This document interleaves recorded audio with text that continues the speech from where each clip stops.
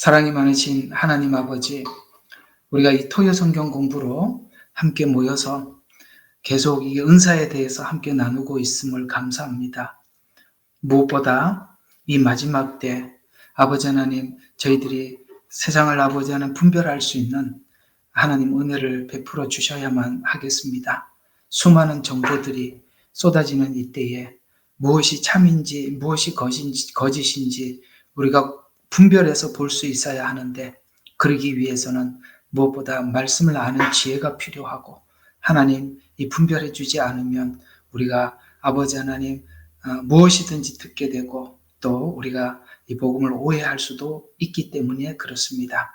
오늘도 이 자리에 함께하고자 하는 심령들을 축복하시고, 오늘도 부족한 종에게 이렇게 하나님의 말씀을 나누도록 하나님께서 시간을 허락해 주셨으니 지혜와 명철을 주시고, 아버지 하나님 저들에게 전달하는 데 부족함이 없도록, 하나님 또 혹 전달하는 과정에서 잘못 전달하지 않도록 성령님 친히 지켜 인도하여 주옵소서.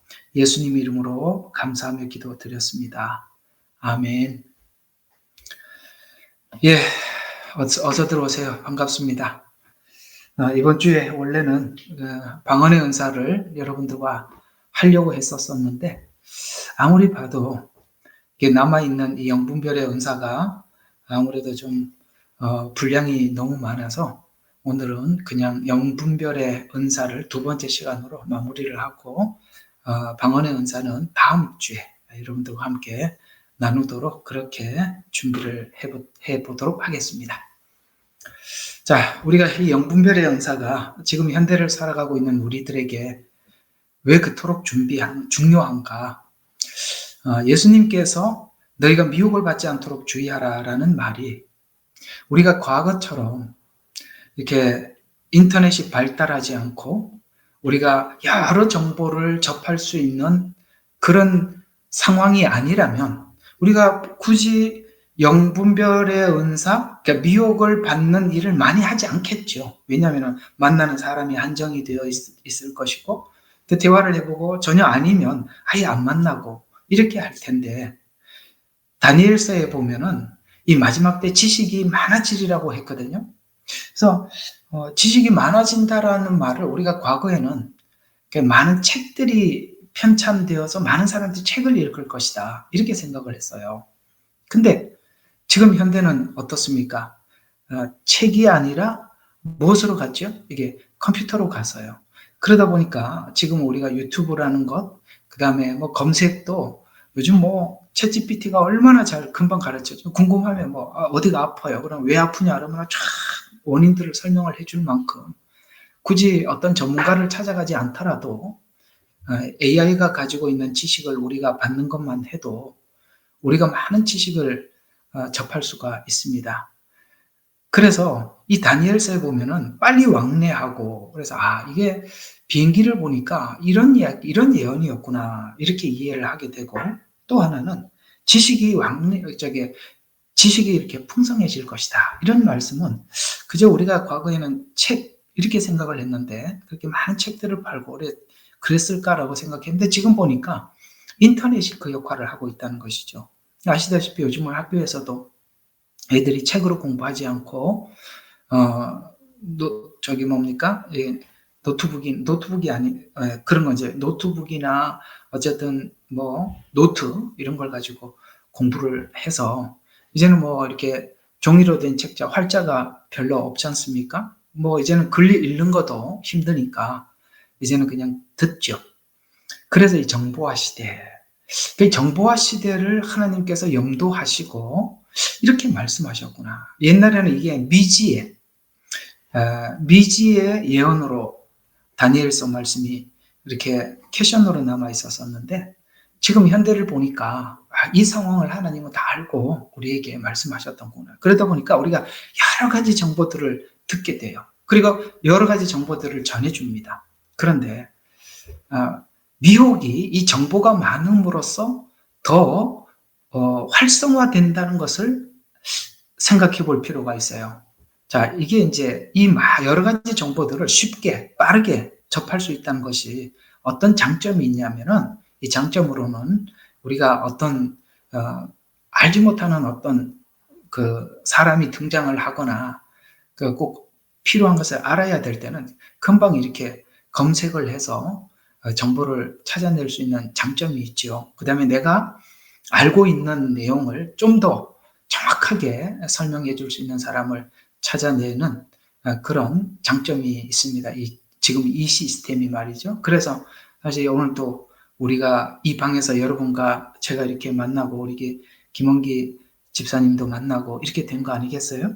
이런 장점이 있어요. 이 장점은 선하게 우리가 쓰는 장점이지만 문제는 우리가 어떤 잘못된 정보, 성경으로 말하면 이단적 성경을, 그러니까 이단이 이해하고 있는 성경으로 성경을 그렇게 이해를 하면 계속 그쪽만 공부를 하게 되잖아요. 그래서 이게 장점은 우리가 가짜와 진짜를 빨리빨리 검색해서 바로 분별하고 금방 이렇게 정보를 찾아낸다는 이런 장점은 있어요. 또 그러나 이 단점은 내가 원하는, 그러니까 잘못된 인식을 가지고 성경을 보고 있었어요. 그래서 그쪽으로만 계속, 예를 들어 내가 안식교회야. 그러면 안식교회에서 설교하는 것을 자기 교회에서만 듣는 게 아니라 여러 교회에서 안식교회 목사들이 설교하는 것을 자꾸 듣게 됨으로써 잘못된 정보가 더 강화된다는, 이게 이제 단점이죠.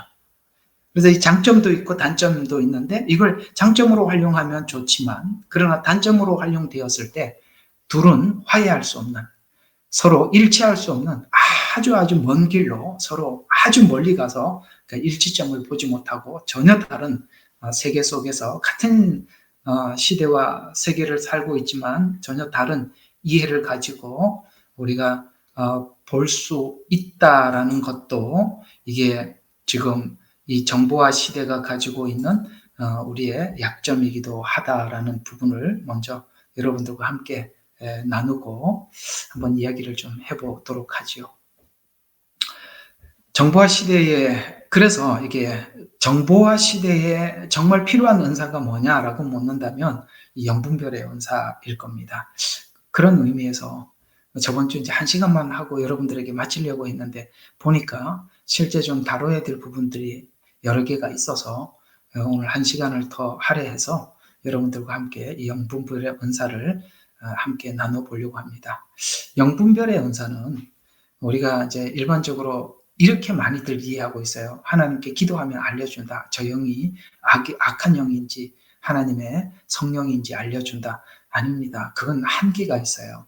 그건 하나님께서 말씀을 모를 때 한두 번 그렇게 가르쳐 줄 수는 있습니다만 이 영분별의 은사가 계속 분별이 되는 것은 아닌 겁니다. 예를 들어서 우리가 저 이상한 이단이나 이상한 신천지나 이상한 하나님의 교회나 이런 데 가서 사람들이 그게 진리인 줄 알고 완전히 뿌리를 내리고 다른 사람과 아무리 무슨 말을 해도 안 듣지 않습니까? 그냥 아예 딱 세팅이 돼버리잖아요.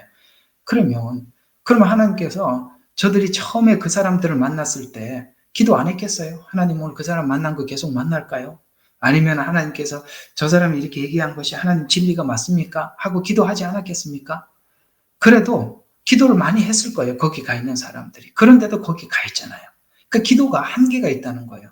그래서 우리가 영분별은 자꾸 이렇게 지난날 이렇게 잘못 이해한 방식대로 기도하면 다 알려준다. 이런 생각을 그냥 남겨놓은 두시되 웬만하면 버리시고 그저 아주 하나님께서 특별한 상황이 아니면은 이게 잘 몰라요. 그래서 우리가 영분별은 정확히 기록된 성경, 곧 문서를 기준으로 이게 활짝 하나님이 한 말을 눈으로 확인하는 것으로 분별을 해야 되는 겁니다. 영어로 분별하는 게 아니라 말씀으로 활자로 여기 있는 성경과 같나, 이게 그러려면 성경을 알아야 분별이 되잖아요. 그래서 여러분들 배우는데 많이 투자를 하셔야 되고 공부를 많이 하셔야 된다는 이야기를 그래서 제가 여러분들께 강조해 드리는 것입니다. 그래서 그러려면 우리가 배우는 일이 많이 투자해야 되죠. 주님이 말씀하신 이 마지막 때 미혹을 받지 않도록 주의하라라는 이 말씀은 지금 현대에 우리가 살아가고 있는 이 시간에 이 상황을 이렇게 돌아가는 상황을 보면 정말 이 마지막 때는 역사는 여러 가지 역사들이 교묘해졌어요. 예를 들어서 기도에서도 이상하게 교묘하게 다르게 지금 자리를 잡고 있고, 성경을 읽고 묵상하는데도 뭔가가 우리가 별 거부감 없이 다가왔지만은 이상하게 내가 변형되어 가고 있고, 그래서 기도에서, 그 다음에 경건의 생활에서, 혹은 말씀에서, 이렇게 여러 가지 형태로 역사는 여러 가지가 많이 나타나지만 너무나도 많이 교묘해졌고, 교리와 논리는 많지만 그 출처가 분명하지 않고 비슷해 보이지만 그렇지 않는 것들이 너무나도 많기 때문이죠. 그런 의미에서 마지막 때 성도들이 가져야 할 것, 중요한 은사가, 그 많은 은사 중에 무엇이 중요하냐라고 묻는다면 저는 두 번 망설이지 않고 영분별의 은사입니다 라고 말씀을 드리고 싶습니다. 영분별의 은사는 가르침의 은사를 가진 사람에게 충분한 가르침을 받으면 영분별의 은사는 자연스럽게 해결이 돼요. 그래서 여러분, 이 영분별을 하려면은 가르침의 은사를 가진 사람들에게 이 하나님의 말씀을, 지식을 충분히 가지면 이 영분별은 자연스럽게 돼요. 제가 항상 말씀드리는 것처럼 여러분, 이 영분별은 우리가 말씀을 알면은 그냥 자연스럽게 그냥 이해가 되는 거거든요.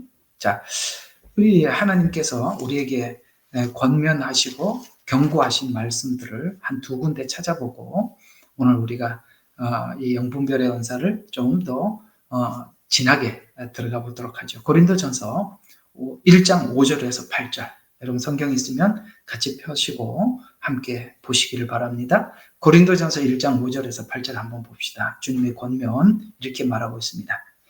이는 너희가 그로 인해 모든 일, 곧 모든 말과 모든 지식에 어떻게 하냐면 부요해져서, 아까 이렇게 많이 배워서 지식에 부요해져라 이렇게 이야기합니다. 그러면서 그리스도의 증거가 너희 속에서 확고하게 되라. 그러니까 하나님의 말씀을 계속 배움으로 인해서 하나님의 말씀에 대해서 확고한 흔들리지 않는 분명한 지식을 가져라. 확고하게 되어 너희가 아무 은사에도 부족함이 없이 우리 주 예수 그리스도의 오심을 기다리라. 어디까지 가요? 이 지식의 말씀이 어디까지 가요? 주님의 재림을 기다리는 데까지, 처음에 십자가 복음에서부터 다시 오실 주님에 대한 그 약속까지 우리가 하나님의 말씀을 정확하게 꿰뚫고 알고, 그래서 이 지식에 부요해져서 앞으로 많은 미혹들이 있을 것인데 정확하게 알고 주님의 오심을 기다리는데, 막 이제 중간에 막 그리스도가 나타나서 내가 그리스도라, 광야에 있다, 그 다음에 골방에 있다고 가지 마라 라고 말씀하시잖아요. 그런 걸 다 알아야 거기 안 가죠. 정말 예수님이 재림하시는 그 약속대로 이렇게 재림하실 것이다, 재림하기 전에 이런 일이 있을 것이다 라는 걸 알고 하나하나 우리가 분별할 수 있겠죠. 그런 이야기죠. 그래서 말과 모든 지식에 부여해져서 그리스도의 증거가 너에게 확고하게 되어서 너희가 아무 은사에도 부족한 그리스도의 오심을 기다림이라. 또한 그분께서 너희를, 또 이걸 믿으라는 거죠. 우리 주님께서 우리를 구원하셨는데 그분께서 너희를 끝까지 확고하게 지키시오. 우리 주 예수 그리스도의 날에 책망할 것이 없게 하시리라. 너희를 그의 아들 예수 그리스도 우리 주의 교제 안으로 부르신 하나님께서는 신실하시도다. 여러분, 이 고린도전서는 고린도 교회가 문제가 얼마나 많았어요. 이렇게 문제가 많은 이들을 향해서 이들을 보고 성도라, 하나님의 교회, 그 2절 보세요. 고린도에 있는 하나님의 교회. 여러분, 여기 지금 있는 그 이단 하나님의 교회 이름이 이걸 가지고 지은 거예요. 여기 그리스도에 있는 하나님의 교회라는 말을 가지고 자기들이 하나님 교회 이렇게 지은 거거든요. 이 고린도 교회가 이렇게 문제가 많은데도 하나님의 교회, 곧 그리스도 예수 안에서 거룩해지고 그 다음에 부르심을 받은 사람, 예수 그리스도의 이름을 부르는 사람에게 편지한다 라고 이렇게 이 서두에서부터 그렇게 설명을 하면서, 일단 너희들이 해야 될 일이 있다. 말과 지식에 부요로해져서 주님의 오심을 기다리는, 재림까지 다 알고 기다리는 것이다. 그러면서 그 뒤에 하나의 위로의 말씀이 있어요. 뭐냐면은 8절과 9절이 그분께서 너희를 끝까지 확고하게 지키시오. 그리스도의 날에 책망할 것이 없게 하시리라는 것도 믿으라는 거예요. 아시겠습니까? 우리가 나 자신을 지키기 위해서 배워야 해요. 그러나 하나님께서 그것을 지킨다는 것도 믿어야 돼요. 그러면 그걸 어떻게 지킬까요?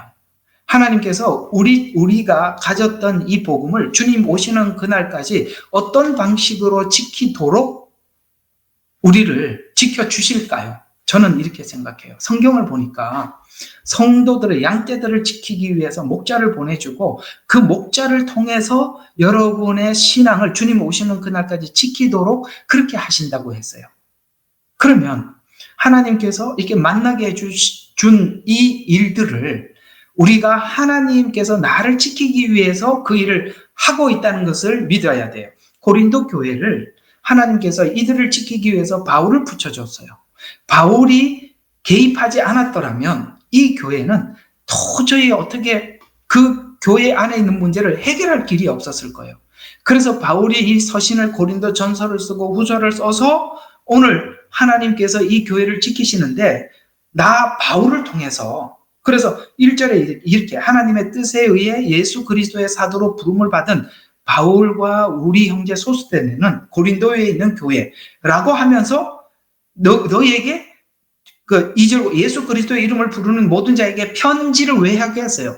문제를 해결하려고. 바울을 이 고린도 교회에 붙여줬어요. 그래서 주님 오시는 그날까지 이 성도들을 지켜주려고 하는 거예요. 이걸 받아들이는 것은 하나님의 일하심을 우리가 받아들이는 거예요. 이해가 가시죠? 이렇게 하나님은 주님이 오시는 그날까지 야 너희들 지켜라. 너 스스로 지혜가 충만해져라 라는 것이 아니라 그 지혜가 충만해지려면 바울이 보낸 서신을 소화를 해야죠. 소화를 하고 이 말씀을 따라가면 될 거예요. 이런 것처럼 우리 모두가 우리의 이런 만남들을 우연히 생긴 만남이 아니라 하나님께서 우리의 신앙을 지키기 위해서 주신 만남이다라고 보는 것이 이렇게 하나님이 지키신다는 것이죠. 그래서 이 권면 기억하고 또 하나는 왜 우리가 이렇게 정말 절실하냐. 여러분 우리 있잖아요. 우리 옛날에 저는 제 개인적으로 옛날에는 어느 교회를 다녀도 그 내용들이 예수 그리스도였고 복음이었고 그냥 십자가 복음이고 재림 복음이고 그냥 다 그랬었어요. 그래서 그냥 어느 교회를 이사를 가고 어느 교회를 출석을 해도 서로가 보내는 사람도 걱정하지 않았고 가는 사람도 걱정하지 않았고 그래서 그냥 가서 가까운 교회를 나갔었어요. 왜냐하면 별 문제가 없었거든요. 그런데요. 다음 권면을 한번 더 보세요. 무섭습니다. 이런 권면을 하고 있어요. 야, 이게 사람들이 이게 악한 이단들이 이렇게까지 악할 수 있나? 이때요. 디모데전서 4장. 여기 이런 말씀이 있어요. 성경을 펴세요. 디모데전서 4장 1절과 2절. 왜 이렇게 사람들이 악하게 영혼을 사냥을 하고 이렇게 양심도 없을까? 여기 이렇게 나옵니다. 이제 성령께서 분명히 말씀하시나니 분명하게 성령님 말씀해 주신대요. 마지막 때에 어떤 자들이 믿음에서 떠나 미혹하는 영과 마귀들의 교리를 따르리라. 이렇게 하나님이 들려주시더라는 거예요.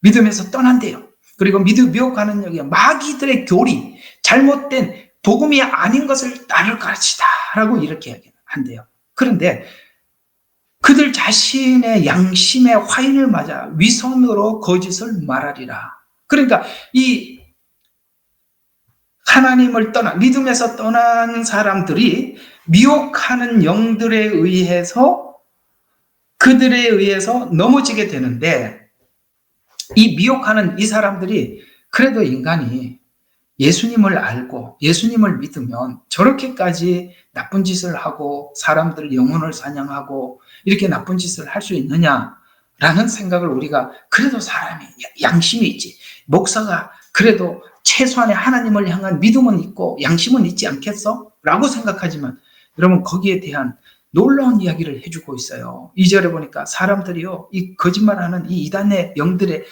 사로잡혀 있는 사람들은요, 양심의 화인을 맞은 사람들이래요. 여러분 양심의 화인을 맞으면 느낌이 전혀 없어요. 아시겠습니까? 불에 탔잖아요. 양심은 감각이 있어야 돼요. 그런데 불에 타버렸어요. 그리고 불에 타면 신경이 다 죽어버려요. 신경이 죽어버렸으니까 양심이 없는 거예요. 사람들을 영혼을 사냥하는데 조금 더 거리낌이 없어요. 그래서 양심의 화인을 맞아서 위선으로 거짓을 말하리라. 근데 어떤 말을 하느냐면 오늘 여기 이런 식으로 거짓말을 하는데 사람들이 그걸 믿고 받아들인대요. 여기 보면은 3절, 4절 이렇게 혼인을 금하고 음식을 삼가라. 이 음식은 하나님께 진리를 믿고 아는 사람들의 감사함으로 받도록 지으신 거예요. 무슨 말이냐면 야, 우리가 예수 그리스도의 십자가를 믿고 그 안에서 은혜를 받아서 우리가 거룩해진다. 그리스도를 닮아간다. 이게 복음이 하고 있는 이야기잖아요. 그죠? 주님을 내 마음속에 진짜 진심으로 모시고 항상 주님과 함께 동행하면서 살아갈 때 우리는 죄에 대해서, 의에 대해서, 거룩에 대해서 그게 분별이 되고 그걸로 우리가 거룩해져 가는데 어떻게 하라 그러냐면은 딱 십자가를 버리는 혼인을 금하고 음식을 삼가라. 이게 금욕주의거든요. 금욕주의. 그래서 하나님 앞에 거룩해지기 위해서 기도하세요. 금욕하세요. 금식하세요. 이게 금욕주의예요. 근데 감사함으로 받도록 믿고 아는 사람은 감사함으로 받도록 지으신 것이라 하나님께서 지으신 것이 모든 감사함으로 이게 이제 바울이 답을 주는 거예요. 아니야. 그 하나님이 금욕으로 우리가 거룩해지는 게 아니라 그런 거 먹어도 돼. 그걸 먹고 절제한다고 해서 네가 그게 우리 속에 거룩이 들어오고 거룩해지고 그러는 게 아니야 라고 답을 주는 거예요. 그 사람들이 먹지 말라는 거 그 말 믿지 말고 먹어 이런 이야기가 되는 거거든요. 왜냐하면 5절에 이렇게 나오잖아요. 이들이 거룩해지기 위해서 금욕을 하는데 그걸로 금욕이 우리가 거룩해지는 게 아니라 5절에 이는 하나님의 말씀과 기도로 거룩하게 된다 이렇게 말을 하고 있어요. 우리가 깜빡 속게 되죠. 이렇게 하면 거룩해질 것 같아요. 그들의 말이 맞아 보인단 말이에요. 실제 우리가 절제하면서 사니까. 그런데 그걸로 거룩해지는 게 아니라 말씀으로 거룩해진다. 기도로 거룩해진다. 이렇게 말하면서 내가 이런 것들을 형제들에게 기억하게 한다면 너는 내게 따르던 믿음의 말씀들과 선한 교리의 말씀들로 양육을 받아 그리스도의 선한 일꾼이 되라. 그걸로 하지 말고 뭐라고요? 내가 믿음의 말씀과 선한 교리, 말씀들의 양육을 받아서 그걸로 거룩해져라. 이렇게 말씀하고 있지 않습니까? 눈에 보이는 거룩은, 금욕주의는 순간 거룩해 보이지만 금욕이 끝나면 원점으로 돌아가는 것입니다. 우리가 말씀과 기도로 하나님 앞에서 여러분들이 거룩해지려고 하는 이 은혜를 십자가 복음이 나를 새롭게 만들려고 하는 이 일에 조금 더 양보하지 말아야 하고 그 일에 끊임없이 씨름을 해야 하는 것입니다. 우리는 어떤 은혜 받는 자리에 잠시 가서 쓰러지는 경험을 하고 잠시 은혜를 받는 그곳에 기도원에 가서 금식 기도를 하고 그렇게 함으로써 나는 새로워졌다, 거룩해졌다라고 생각하게 만드는 그런 속임수에 우리가 넘어가서는 안 되는 것입니다. 그것은 잠깐 그 금식을 해서 힘이 없어서 절제하고 있는 것이지 힘이 없어서 절제하는 것이지 내면이 그리스도의 십자가 안에서 거룩해진 것은 결코 아니기 때문에 그런 것입니다. 그러므로 여러분 지금 이 말씀을 붙잡고 말씀을 듣고 은혜를 받고 여러분 스스로가 주님과 씨름하고 고생스럽지요. 힘들지요. 그러나 그걸 계속 하셔야 되는 것입니다. 언제 한번 제가 잘 알고 있는 어떤 분이 그런 이야기를 합니다. 이제 그분이 이렇게 선교지를 자주 방문하시는 분이세요. 근데 이분이 이제 어느 날 목사님 요즘은 내가 믿음이 너무 떨어지고 너무 이렇게 침체기가 와서 살아나려면 제가 선교지를 한번 또 갔다 와야 되겠습니다. 여러분 선교지를 갔다 오면 그분이 한 몇 달은 충만해요. 그러나 또 서서히 이게 그 선교지 갔다 왔던 기억이 잊어버리면 또 시간이 지나면 자기가 생각해도 이건 영 아닌 것 같다는 생각. 그러면 그럴 때마다 또 선교지를 가세요. 여러분 그게 새로워진 거라고 생각하세요? 어떤 사람은 그것이 선교지를 갔다 오는 것으로 그렇게 알기도 하고, 누구는 기도하는 자리에 가서 막 기도를 받고 뭔가를 받았다고 생각하고 좀 있으면 또 원점으로 들어오고, 이런 그런 거 많이 경험하셨죠. 우리가 실제 주님과의 진정한 만남이 없이 그렇게 거칠애로 우리를 거룩하게 하는 것은 한계가 있는 거예요. 그런 사람들을 타겟으로 삼아서 들어온다고 이렇게 말씀하고 있어요. 그런 사람들을 타겟으로 삼아서 미혹한다는 거예요. 그래서 이 미혹하는 사람들이, 그런 사람들이 전부 다 자기 밥이란 말이에요. 그래서 저거 어떻게 잡아오는지, 어떻게 여기 묶어 놓는지, 사로잡아 놓는지, 그 사람들은 너무 긴 시간 연구를 했고, 그 자료들을 가지고 그 자료들을 그래하고 똑같은 방식을 쓰는 거예요. 뻔하거든요. 사람들이 갈증을 느끼는 거, 어디에서 갈증을 해소하려고 헤매는지 다 알고 있어요. 그걸 그냥 딱, 얼마나 좋아요. 그냥, 저기 불신자들 데리고 와서 은혜 받게 해서 데리고 오는 게 아니라, 그렇게 뭣도 모르는 사람들을 그저 데리고 와서, 그래서 다 교회 다녔던 사람들이 이단에 가 있는 거예요. 거기 새신자가 어디 있습니까? 안 믿던 사람 아무도 없어요. 다 교회 다녔던 사람들. 왜? 봤죠? 미혹에서, 믿음에서 떠나 미혹하는 영들과 마귀들의 교리를 따르리라. 귀신들의 교리예요. 그거 하나님 주신 교리가 아니거든요. 자, 기억하세요. 이게 영분별의 바른 길을 가세요. 변칙적으로 좁은 길을 가지 말고, 질러 가지 말고, 하나님이 말씀하신 그대로 둘러서 가세요. 그 길로 가셔야 우리가 다른 것에 이렇게 낚아챔을 당하지 않습니다. 그래서 우리는 영분별이 절실히 필요한 이유는 이 다른 복음이 있기 때문에 그렇습니다. 이 다른 복음이 있다는 것은 참 우리에게 위협스러운 이야기죠. 자, 갈라디아서 1장 6절과 9절, 우리 잘 알고 있는 9절입니다. 제가 한번 읽어드리겠습니다. 나는 너희가 그리스도 은혜 안에서 너희를 부르신 분으로부터 그렇게 빨리 떠나 다른 복음을 따르게 됨을 이상히 여기노라. 다른 복음은 없나니 다만 너희를 교란시키는 복음. 이게 다른 복음. 교란을 위해서. 교란은 뭡니까? 여러 가지를 갖다 줘서 뭐가 진짜인지 모르게 만드는 거. 이게 교란입니다. 그래서 교란시키는 어떤 사람들이 있어서 그들이 그리스도의 복음을 변개시키라는 것이라. 그러나 우리뿐만 아니라 하늘에서 온 천사라 해도 우리가 너희에게 전한 것 외에 다른 복음을 전하면 그는 저주를 받으리라. 우리가 전에도 말한 것 같이 지금도 내가 다시 말하노니, 누구든지 너희가 받은 것 외에는 어떤 다른 복음을 전한다면 그는 저주를 받으리라. 여기 분명히 나와 있죠. 다른 복음이 있다라고 말씀하고 있습니다. 그래서 다른 복음이 있고, 거짓 복음은 원래 예수 그리스도를 믿는 믿음에서 구원, 이것이 이제 진정한 복음인데, 여기서 떠나게 하기 위해서 교란을 시키고, 그 다음에 교란을 시키고 우리가 다른 데 눈을 돌리게 만드는 거거든요. 근데 이 다른 복음을 전하는, 아까 양심의 화인을 맞고 그 영혼 사냥을 하고 있는 이 다른 복음을 전하는 사람들의 공통점들이 몇 가지가 있어요. 그 공통점들이 바로 이런 것들입니다. 이 바로 우리가 아까 처음에 그 고린도전서 1장에서 말씀드린 것처럼 너희가 지식에서 충분해져서 어떻게 하라고요?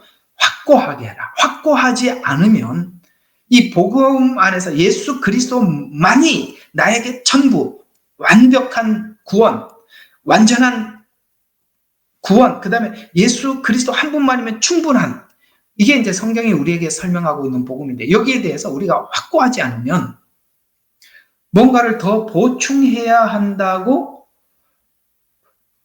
보충을 해야 한다는 생각을 늘 내가 가지고 있게 돼요. 그게 바로 사단에게 잡혀가게 만드는 동기가 되는 거거든요. 이런 거죠.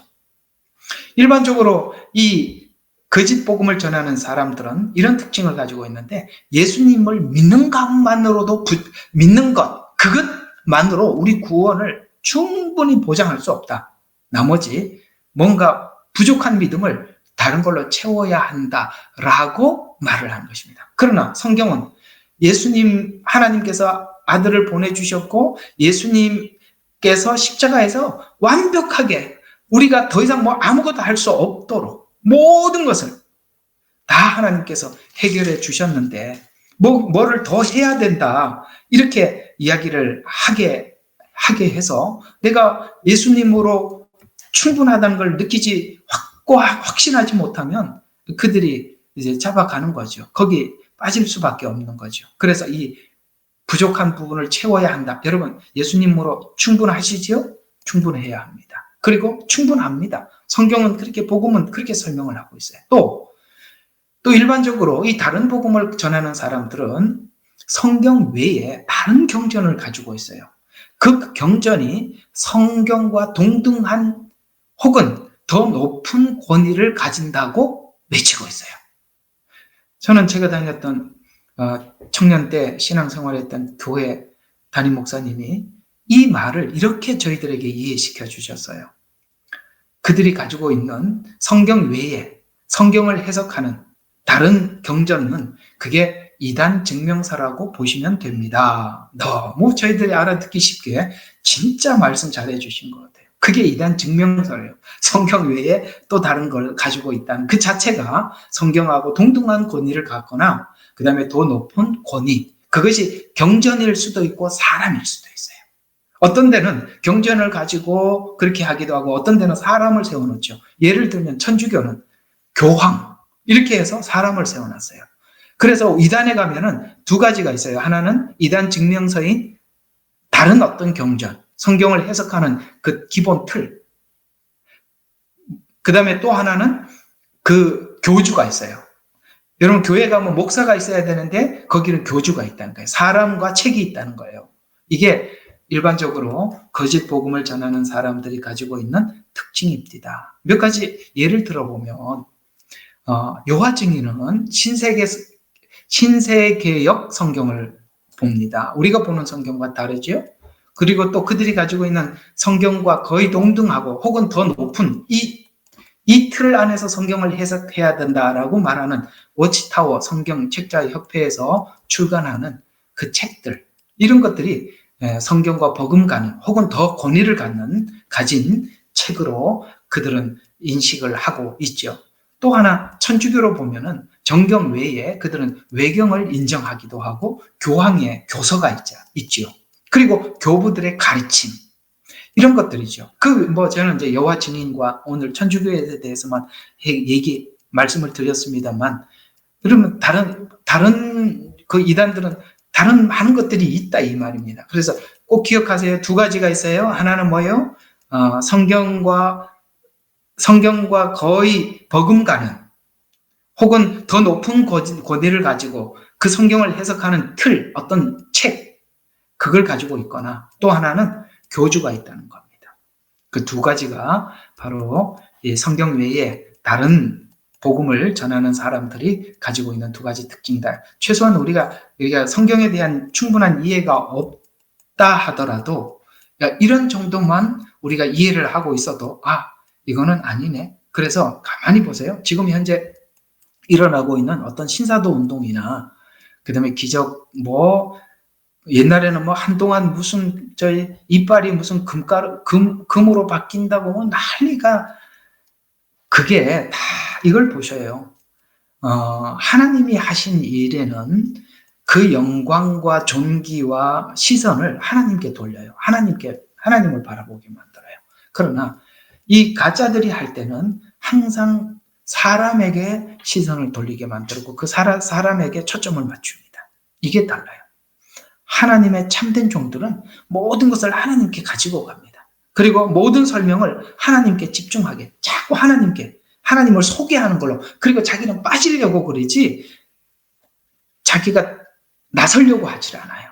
근데 이단들의 특징은 뭐냐면은 하나님이라는 이름은 빙자하고 있는데 그건 사람을 모으기 위해서 한 것이고 시선은 자기에게 집중하게 한다는 것. 이게 바로 이단과 그 다음에 정통 교회의 가르침의 차이다라는 거, 이런 정도는 여러분들이 꼭 알고 계셔야 돼요. 그래서 어디를 가셔도 사람을 자꾸 이렇게 설명을 하고 사람을 높이거나 자기를 드러내고 그런 데는 여러분 불편하게 생각하셔야 돼요. 그리고 조금 더 계속 그렇게 보이면은 아예 상종을 하지 말으셔야 되는 거예요. 아시겠습니까? 우리는 하나님의 자녀고 저는 하나님의 종이지 여러분 종도 아니에요. 여러분들한테 더 좋은 이야기를 듣기 위해서, 더 칭찬을 듣기 위해서, 뭐 더 여러분들이 기분 좋은 이야기 할 이유도 없고, 저는 그럴 이유가 없죠. 제가 하나님 종인데 여러분들한테 그런 이야기 할 필요가 뭐가 있겠어요. 하나님을 기쁘시게 하면 끝장이죠. 또 여러분들이 제게 무슨 말을 하더라도 저는 하나님 앞에 여러분들 그냥 영광 돌리면 그만인 거예요. 이게 원래 하나님의 종들이 가지고 있는 당연하고 정상적인 이해입니다. 그러나 이단들은 하나님이라는 이름을 빙자하지만 전혀 다르게 사람들을 시선을 보게 만들죠. 자, 그러면 우리가 이 다른 복음에서 떠나려고 하는 성향을 우리가 하나님 말씀에 대해서 확고한 확증을 갖지 못하면 다른 복음, 이 복음에서 떠나서 뭔가 내게 구원의 근거를 가지려고 하는, 그게 이제 오늘 갈라디아서 보니까 너희가 다른 복음을 그렇게 빨리 떠나 이렇게 얘기를 하고 있잖아요. 그래서 우리가 다른 복음으로 우리가 빨리 떠나려고 하는 성향이 있다는 것도 우리가 인정을 해야 돼요. 내가 복음에 대한 확신이 없으면 그걸 꼭 인정을 하셔야 돼요. 왜냐하면 우리가 복음에 대한 완전한 이해와 공감이 확신이 없으면 우리 마음속은 불안하죠. 하나님에 대한 이해도 없고, 그 다음에 공감도 없고. 그러니까 믿습니다라는 것은 뭔가 내 마음속에 확고하지 않고 뭔가 이렇게 추상적인 것 같고 붕 떠 있는 것 같고 이런 생각이 든단 말이에요. 확고한 확신이 없으면. 그래서 우리가 이럴 때 다른 복음으로 떠날 수 있는 경향을 내가 가지고 있다는 것을 스스로가 인지하고 있어야 되는 것입니다. 그래서 이 불안하면 불안의 근거를 자기 스스로 제거하려고 하는 성향이 있어요. 그래서 초대 기독교회는 믿음으로만, 예수님 십자가 복음으로 대속으로만 뭔가 부족해 보여서 오늘 여기 아까 이제 이 갈라디아서에서 너희가 다른 복음을 속히 떠나려고 한다라는 말 갈라디아에서 하고 있었잖아요. 그러니까 이 율법주의자들이 와서 말을 하니까 내 마음속에 아직 확신이 없는 것 때문에 금방 그 사람들의 말을 받아들이는 거예요. 그래서 다른 복음에서 속히 떠나라고 이 바울이 그렇게 질책을 하고 있었던 것입니다. 그러나 여러분, 우리가 이것을 아셔야 하는 것은 사람은 분별해야 될 대상이지 믿고 따라야 할 대상은 아닙니다. 여러분들은 누구를 만나더라도 성경은 그렇게 말합니다. 너희가 하나님 말씀을 듣고 그 다음에 집으로 돌아가서 그 말씀을 묵상해보라는 거예요. 이해가 가십니까? 그것이 이렇게 됐구나. 옳은 거면 여러분들에게 큰 지식으로 묵상을 해서 더 깊이 있는 믿음으로 뿌리를 내리면 되는 거고, 가짜면 묵상을 해보고 가짜면 버리면 되는데 그걸 안 하면 안 되죠. 우리 한국 사람들이 가지고 있는 약점은 누군가가 가르치면 가르치는 것을 딱 듣는 걸로 끝이 나요. 여러분들 자꾸 소화를 해야 돼요. 이렇게 설교한 것도 또 다시 듣고 혹시 다시 한번 내 것으로 만들기도 하고 이건 좀 아닌 것 같다 그런 거는 또 빼놓을 수도 있고 이런 작업들이 필요한 거예요. 그럼 무조건 다 그거 저는 제 성향으로는 아닌 것 같습니다. 그래서 사람은 우리가 믿고 따라야 할 대상은 아닙니다. 인간은 왜 그러냐면 인간은 누구나 자기 중심적이고 자기 인기를 위해서 살려고 하는 이기적인 존재라는 것을 우리가 꼭 인정을 해야 되는 것입니다. 아무리 사람들이 거룩해지고 아무리 선해지고 달라져도 그 인간이 가지고 있는 그 악한 본성, 사람들이 높여주고 인정해주면 기분 좋고 아니면은 지적을 하면 기분 나쁜 거는 그건 어쩔 수가 없는 거 아니겠어요? 그러니까 그런 관점에서 우리가 보셔야 돼요. 그래서 이렇게 말씀을 전하는 사람들은 사람들과의 관계 속에 있는 감정을 철저하게 배제하고 완전히 하나님 앞에 서서 그냥 하나님의 말씀을 그대로 전하고 내려와서는 부족한 삶을 살더라도 그러나 이 하나님 앞에 강대상 앞에서 말씀을 전할 때만큼은 철저하게 하나님 관점에서 사람들에게 전하려고 하는 이런 자세가 굉장히 중요한 겁니다. 그래야만이 그 말씀이 살아있게 되고 그 말씀이 사람들에게 영향을 끼치게 되는 것입니다. 또 왜 우리는 그런 데서 빨리 오늘 본문이 이야기한 거 너희들에게 속히 떠나려고 하느냐라는 이 말에는 이런 것도 담겨 있어요. 우리 인간은 전통과 관습에 익숙한 방식을 택하지요. 이건 뭐 다 공감이 가는 이야기죠. 우리는 편한 방법을 쓰려고 하죠. 익숙한 방법. 그래서 초대 교회에 이 베드로의 설교를 듣고 바울의 설교를 듣고 하나님 앞에 개종했던, 그러니까 기독교로, 유대교에서 기독교로 개종했던 많은 사람들, 유대교 안에서 돌아온 사람들이 계속 바울에게 걸림돌이 되었던 것이 바로 그들이 예수님을 믿고도 아직도 예수님을 보고 믿지 못하고 다시 율법주의로 익숙하니까, 과거 그게 익숙하니까. 그래서 율법주의로 돌아가려는 성향, 그것 때문에 초대교회는 참 어려운, 참 이렇게 영적 전투를 치를 수밖에 없었어요. 그래서 사도들이 가는 곳마다 이 율법주의자들로 인해서 이렇게 많이 어려움을 당했던 것은 그들이 다 그냥 유대교인들이 아니라 유대교에서 기독교로 들어온 사람들 중, 이렇게 표현하는 걸 봐서 그들이 예수님에 대한 복음을 모르는 것이 아니라 아직 익숙한 율법주의가 자기들에게 분명한 어떤 구원에 대한 확신을 주었기 때문에, 그것이 버리지 못한 것 때문에 다른 사람들에게 말을 하게 되고, 그 믿음으로 구원을 받았던 다른 사람들도 이 율법주의자들로 인해서 헷갈리는 거예요. 왜냐하면 그도 유대인이고 복음을 전했던 바울도 유대인이었기 때문에 더더욱 이들의 말이 율법주의자들의 말이 설득력이 있었던 것입니다. 익숙한 것을 선택한다. 여러분, 우리가 신앙생활 중에서 참 힘든 게 뭐죠? 이 익숙한 부분을 우리가 이렇게 내려놓지 못하고 자꾸 익숙한 대로 자꾸 돌아가려고 하는 여러분들의 성향 때문에 많이 어렵기도 하실 것입니다. 자, 공감하시리라 믿고, 그 다음에 성경에 대한 지식이 부족하기 때문이라. 이건 말할 것도 없죠. 성경에 대한 지식이 없으니까 분별이 안 되는 것 아니겠습니까? 그 다음에 또 미혹하는 영의 적극적인 활동을 분별하지 못하기 때문이다. 영을 분별을 못한단 말이에요. 그래서 영을 분별을 못하니까 그 복음이 어디서 출발한지 몰라요. 그러면은 이 거짓 영이 만들어낸 거짓 복음은 다른 예수를 설명하는 거거든요. 내가 이해하고 있는 그 예수가 아닌 다른 예수. 이단들은 거짓 영에서부터 출발한 것입니다. 그 거짓 영을 가지고 거짓 복음을 만들어냈던 것이고, 거짓 영을 가지고 거짓 복음을 만들어냈던 것이고, 거짓 복음은 결국은 다른 예수를 전하기 위해서 만든 거니까. 그래서 이 성경이 이런 말들이 나오는 이유가 미혹하는 영들의 활동이 있다라고 말해주는 것입니다.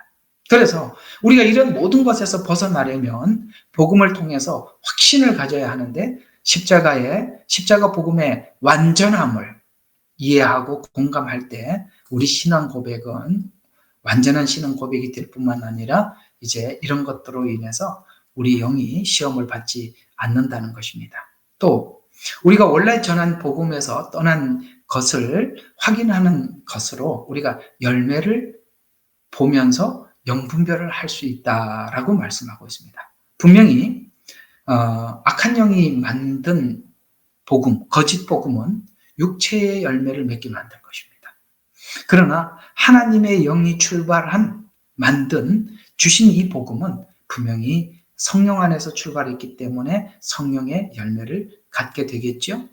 이것이 바로 갈라디아서 5장 22절부터 23절까지, 그 다음에 19절부터 21절까지 설명하고 있는 이 복음의 열매들입니다. 우리 외우는 거니까 일단은 말씀을 드리면은, 이 성령의 열매는 사랑, 기쁨, 화평, 오래 참음, 친절, 선함, 믿음, 온유, 절제.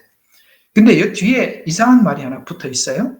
절제, 반대할 법이 없다. 이건 무슨 말입니까? 요한복음 15장에 있는 말씀처럼 내가 그 안에, 그가 내 안에 있으면은 절로 열매를 맺나니.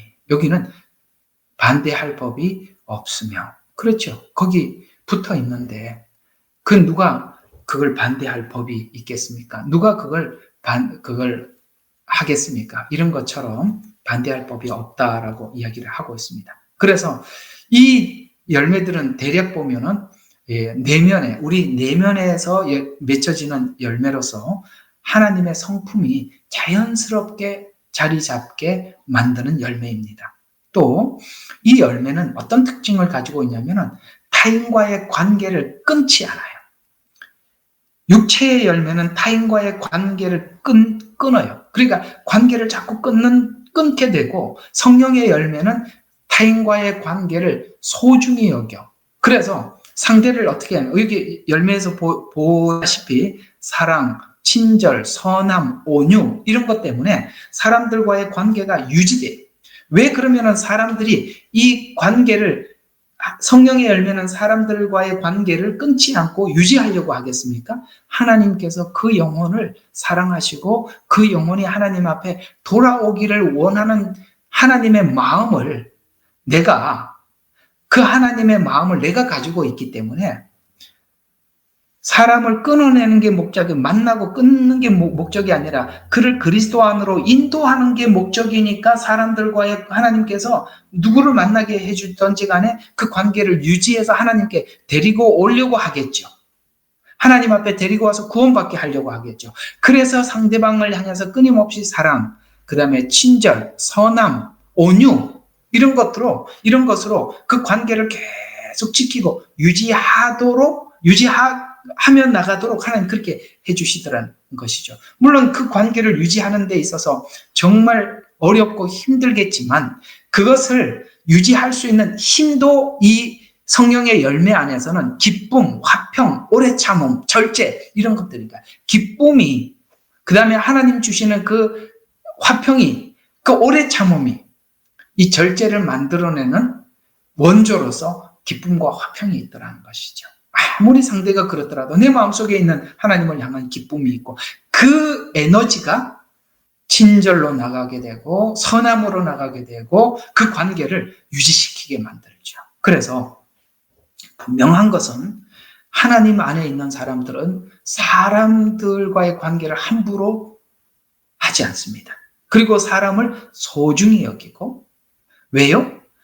그도 하나님이 사랑하는, 그도 구원을 받아야 할 대상임을 알고 그렇게 유지를 하죠. 이제 아시겠습니까? 우리가 이 성령의 열매는 사람들과의 관계 속에서 자기를 돌아보면, 내가 지금 어떤 것을 내가 담고 사람들을 대하는구나라는 것을 이해할 수가 있어요. 또 하나는, 이 다른 복음은 분명히 육체의 열매를 맺게 만듭니다. 갈라디아서 5장 19절과 21절에 보니까 이런 이야기죠. 간음, 음행, 더러운 것, 음욕, 우상숭배, 마술, 원수, 매증, 다툼. 여기서 이 내용들을 본 바와 같이 이런 것들은 전부 다 뭡니까? 그 앞에 디모데 후서인가요? 거기 보면은 이렇게 말씀하고, 마지막 때 사람들이 자기를 사랑하고 돈을 사랑하고 이렇게 이야기를 하고 있습니다. 그러니 여기 있는 이 육체 중심적인 이렇게 자기 사랑, 돈 사랑이 그 뒤에 간음, 음행, 더러운 것, 우상숭배 이런 것들이 분노, 질투, 분열, 이단, 시기, 살인, 술취함, 흥청거림 이런 것들은 자연스럽게 자기 사랑과 돈 사랑이 원인이 돼서 나타날 수밖에 없잖아요. 그렇게 되면 분명히 사람들이 추구하는 신앙에서 자연스럽게, 육체를 추구하는 사람들에게 자연스럽게 나타나는 열매인데, 이 열매가 가지고 있는 특징은 아까 성령이 맺은 열매와 비교해 봤을 때 분명한 것은 인간관계가 쉽게 파괴된다는 것입니다. 당연하죠.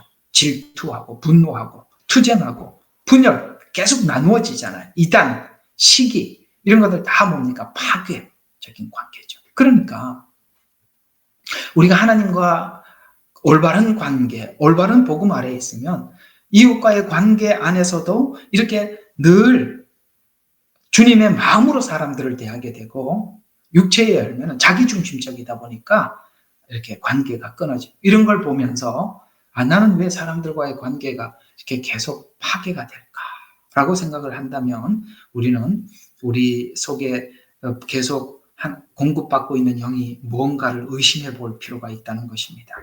참 중요한 이야기입니다. 사람들과의 관계 속에 어려운 일이 계속 지속되더라도 그것을 통해서 자기 훈련의 기회로 삼지, 자기를 돌아보는 거울로 삼지, 그저 쉽게 사람과 관계가 파괴되고 그렇지는 않다는 것을 꼭 기억하시기를 바랍니다. 그리고 이 육체의 열매에서 우리가 본 바와 같이 현재 우리가 교회 안에 이렇게 서로 나누어지고 싸우고 이런 것도 혼란이 있고 분열이 있고 이런 것들은 다 뭡니까? 오늘 딱 보니까 다 육체의 열매 안에 있는 이런 것들이죠. 교회 안에 얼마나 사단이 통치하고 사단이 얼마나 교회를 지배해 왔으면 거기에 너무나도 길들여져 있어서 1년 12달 항상 문제, 분열, 이렇게 뭔가 긍정적인 발전을 위한 이런 충돌이 아니라 그 안에서 서로 간에 나누어지고 깨지고 이런 문제들이 계속 초래되는 것입니다. 어떤 목사님이 설교 제목을 이렇게 잡았는데 굉장히 공감해요. 제목이 참 은혜가 됐어요. 사단이 교회를 길들이고 있습니다. 맞아요.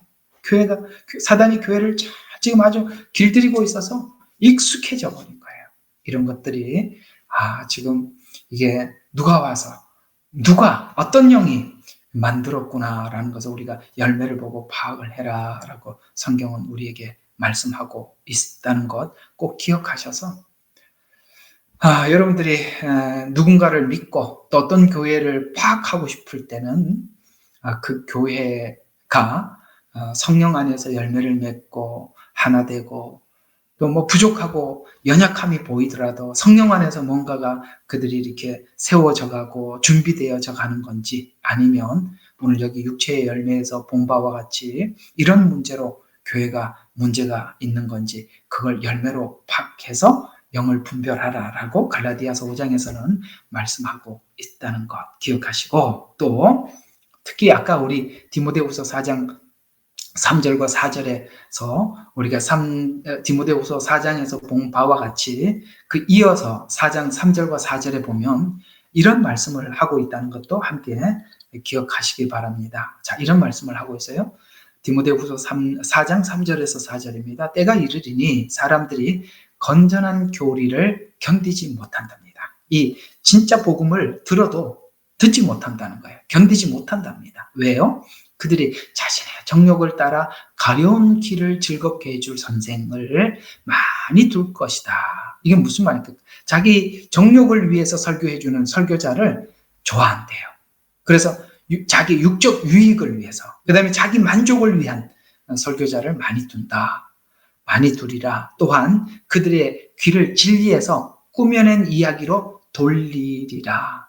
여러분, 우리가 복음에 대한 확신, 말씀에 대한 이해가 말씀 안에서 확신이 없으면 마음에 안 듣느니 못한 그런 마음이 들어요. 왜냐하면 세상 사람들은 아무리 지옥이 있다고 그래도 담대하죠. 왜? 무식이 용감하다고 안 믿으니까 용감한 거예요. 근데 이 복음을 들은 사람들은 알거든요. 그래서 우리가 교회에 가보면 이런 분들이 꽤 계시는 것 같아요. 성경은 믿어지지는 않고 천국이 있고 지옥이 있다고 하니 안 믿을 수는 없고 그래서 교회를 억지로 다니시는 분들이 가만히 얘기를 들어보면 꽤 있더라고요. 그러니 마음에 두렵지요. 그래서 교회를 안 다닐 수는 없고 다니기도 뭐하고 그래서 이렇게 그 두려움 때문에 다니는 분들이 많아요. 그런데 이런 사람들을 전부 미혹의 영이 싸잡아서 성경을 꾸며낸 이야기로 바꿔버린답니다. 그러면 자유스럽죠. 왜? 꾸며낸 이야기인데. 천국과 지옥도 꾸며낸 이야기고 창조도 꾸며낸 이야기인데 신화로 만들어버리고 나면 이 사람들이 자연스럽게 아이고 더 이상 매일 필요가 없겠네 하고 돌아서지 않겠어요? 지금 현재 그런 신학이 판을 치고 있어요. 그런 신학이 판을 치고 있고 자유주의 신학은 그걸 바탕으로 나온 겁니다. 자, 왜 꾸며낸 이야기로 돌리리라는 이 말이 종말론적 말씀으로 바울이 디모데 후서에 기록한 이 말씀인데 이게 옛날에는 이런 신학이 없었다고요. 그러니까 종말이 되니까 그러니까 때가 이르리니라는 이 말씀을 보니까 건전한 교리, 진짜 복음을 듣지 못하는 사람들을 위해서 사단은 이 꾸며낸 이야기를 만들어서 사람들을 확 끌어모으는 게 신복음주의예요. 자, 신복음주의 오늘 이 미혹 중에 요즘 너무나도 강력한 미혹이죠. 이거 한번 좀 다뤄야 할 필요가 있어요. 나중에 우리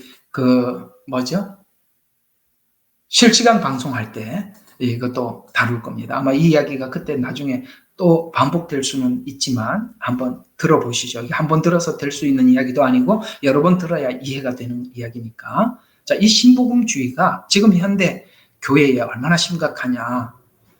칼바르트라는 신학자가 있어요. 아마 그러니까 교회 다니시는 평신도들도 많이 들어봤을 법한 신학자입니다. 이 칼바르트. 그가 이 현대 교회를 심각하게 만들었어요. 이 칼바르트는 이렇게 이 사람 책을 가지고 많이들 신학을 공부를 하는데 이 사람은 성경의 창조를 이렇게 이야기합니다. 신학적 상징적 관점에서, 그러니까 상징적 관점에서 창조를 하나님께서 우리를 이해시키기 위해서 창조를 그러니까 우리를 이해시키기 위해서 그냥 설명한 것에 불과하다. 예를 들어서 이런 거죠. 우리 한민족은 어떻게 출발을 했습니까? 사람들이 왜 안 궁금하겠어요?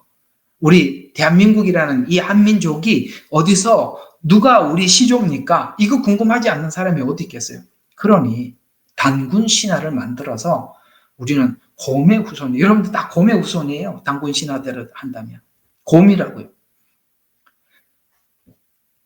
사람들이 다 묻게 된단 말이에요. 그래서 성경은 창조부터 우리 시작이 어떻게 됐는지 그걸 설명을 하는데 이 창조부터 꾸며낸 이야기로, 그러니까 상징적, 그러니까 우리를 이런 얘기, 칼바르트가 말하는 창조는 이런 이야기입니다. 이건 역사적 사실이 아니다. 하나님이 사실로 이렇게 창조해놓고 나누고 이런 게 아니라 우리를 이해시키기 위해서 하나님은 주권자고 우리는 피조물이라는 이걸 이해시켜주기 위해서 그냥 하나님이 만든 이야기다.